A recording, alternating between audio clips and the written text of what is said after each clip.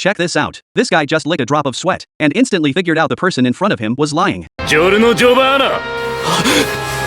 Not long before this, Giorno was weaving through the streets of Naples. It is a city with honest folks, where theft and protection rackets are practically everywhere you look. Alleys have mobile snack stands, along with some junkies who are already high as a kite. And right when two tourists were asking for directions, a slick pickpocket had already quietly made his move. Giorno quickly saw right through the man's trick, and snatched the wallet back to return it to the tourists before the guy could leave. Just as the two were still marveling at how handsome and kind Giorno was, two butterflies flew out of the girl's bag, and landed right on Giorno's shoulder. The very next second, the vivid butterflies turned into cold, hard cash. After all, how could you do a good deed without taking a little tip? But this kind of petty theft doesn't make much money, and Giorno's actual main gig is running an unlicensed taxi. At that time, Koichi, commissioned by Jotaro, came to Italy to investigate a black-haired teenager named Haruno Shiobana, because this guy's deceased father was quite special. The whole point of Koichi's trip was to collect some of his skin tissue.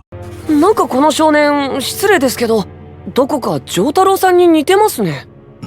Looking for a ride, Koichi happened to bump into Giorno putting on a show, since he wanted to run an illegal cab in this city. Not paying off the right people was obviously impossible. Having just paid his protection fee, Giorno wanted to find some unlucky tourist to make his money back, but unfortunately, his target was super alert, so he had to offer an insanely low price. However, Koichi thought this guy with the 3 giant hair rolls totally looked like bad news, but the line at the taxi stand was just too damn long. So, after thinking about it for a sec, he took Giorno up on his offer anyway. But before getting in, he made sure to emphasize no funny business. Giorno agreed without missing a beat, but the second the door closed, he slammed the gas pedal to the floor. ちょっと、僕まだ乗ってないけど。知らんぷりしろ。まさか、待て。じゃあ。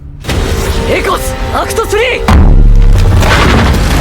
But he obviously didn't expect Koichi to be a stand user, chalking it up to a car malfunction, and seeing his plan flop, he immediately ditched the car and made a run for it. Being in a completely unfamiliar place, Koichi didn't plan on chasing after him, as long as his luggage was fine. But the moment he opened the car door, he was dumbfounded. His suitcase was actually gone, leaving only a weird egg sitting on the seat. Just as he reached out to touch it, the egg suddenly mutated. A few seconds later, a frog popped right out of it, leaving Koichi looking totally confused. He thought he had run into a stand user right after arriving in Italy, but the realistic touch proved it was indeed just a normal frog. While Koichi was still trying to recall the details of what just happened, that frog had already quietly hopped down into the sewer.